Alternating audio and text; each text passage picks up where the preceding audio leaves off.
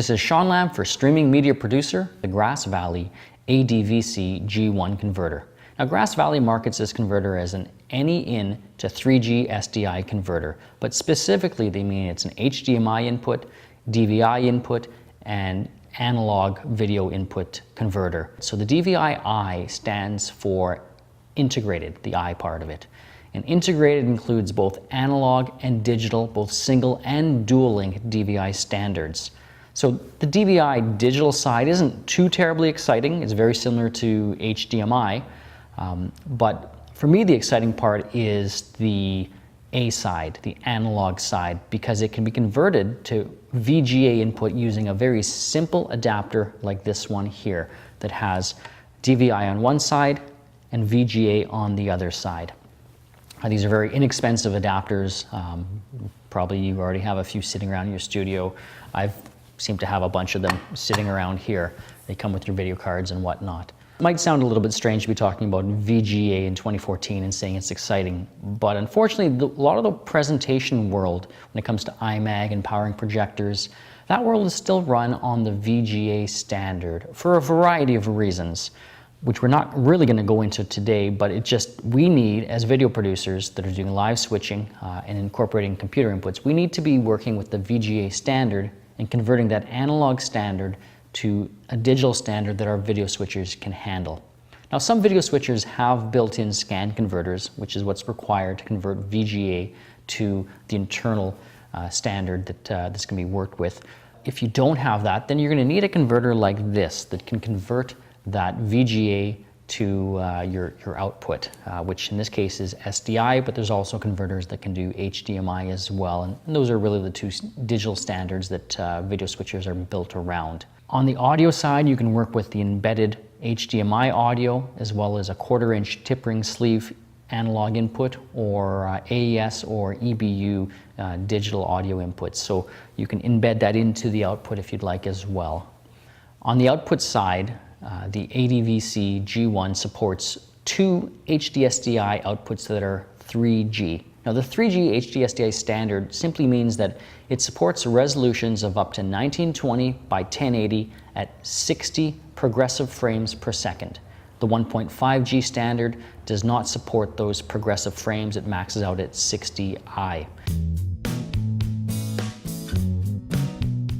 There are a few different options available in terms of signal processing, and two of the interesting ones are a 3D NR, or 3D noise reduction. And so this is really useful when you're working with compressed codecs, generally on playback from a non-live source. If your source camera is a small sensor type of camera, a 1/3-inch sensor, or if you're working in high gain or high ISO environments, or even when you're up converting from an analog source to that digital or frame size. All of those scenarios can produce a little bit of noise or a lot of noise when you're up converting and processing. So using a bit of noise reduction really goes a long way, and it's important when you're webcasting, especially because you're using a very small bitrate and compressed codec, high compression ratio, and the more noise takes away from your details. The higher signal to noise ratio, the better. The second image processing feature is image enhance, and that's a detail enhancement. It increases the sharpness. And so you don't want to be using that in conjunction with a high noise environment, but if you already have a very clean signal to begin with that's noise free, you may want some additional sharpness in there. There's two things that the Grass Valley ADVC G1 doesn't do, and the first is frame rate conversion. So if your input source is 1920 by 1080 30p, you can't output 60i or 60p as a frame rate. Same as if you have a 60p or a 60i input, you can't output 30p. The second is that it does not support pass-throughs. So if you have a HDMI, a VGA, or any of the analog video inputs, you can't output the same input as a pass-through. The only outputs are those HDSDI. So they're not real big limitations, but you just have to be aware that these are in place.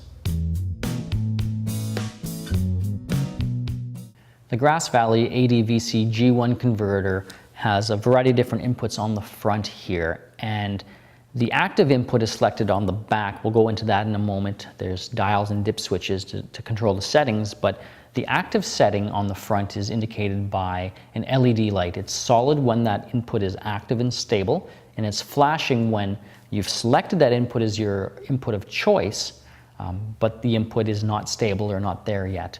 There's also a light for the up conversion. There's video input lights and audio input lights that indicate whether the signal is stable, selective but not active yet, and if the up conversion is turned on. On the back of the converter, there's three things I want to talk about. The first is the locking mechanism on the power adapter plug. So I can't unintentionally pull this out, but if I retract the sheath here, it pulls out fairly easily. The second thing I want to talk about on the back of the unit are the audio and video select buttons located right here and here. These are dials that need to be manually turned using a precision screwdriver. And the reason we have these here is because the unit does not have an auto detect or select feature, and there's no external buttons to toggle between the available inputs. The inputs, the cheat code for that is on the back of the unit here, so it walks you through which inputs are available and which number they correspond to. And finally, that brings us to the third thing on the back of the converter, which is the selections for the dip switches. Now, the dip switches allow you to switch signal processing. So whether it's the output resolution you want to adjust or the signal processing like image enhancing or noise reduction, those are controlled on the back here.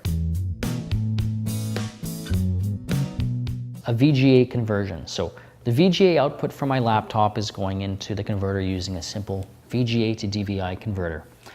The output is HDSDI, and that's going into my recorder and monitor. And as you can see, there's a valid and high definition digital output that's coming out of there. So that conversion is complete.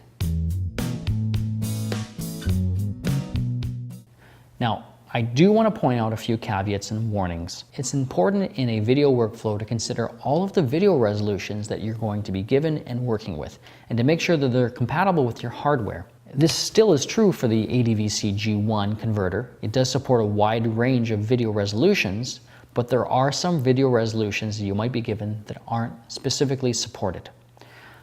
On the HDMI and the DVD side, pretty much everything that you'll be given, it should be able to handle, because mostly you're going to be working with digital high definition video inputs like 1920 by 1080 or 1280 by 720. But when it comes to the DVI-A standard, otherwise convertible to VGA, there's a variety of resolutions that you may be given from computers that are not supported. Of the supported DVI-A video resolutions, there's only one that's widescreen, and that's 1360 by 768. That's the proper widescreen video resolution.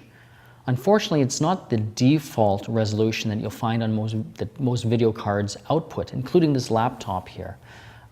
My laptop supports natively 1366 by 768 and not 1360 by 768. There's only a 6-pixel difference in there, but when it comes to conversion and standard compliance, if it's the wrong resolution, it just won't work in the workflow. So you've got to make sure that you're able to output a 1360 by 768 video resolution if you want to maintain that widescreen aspect ratio from computer inputs.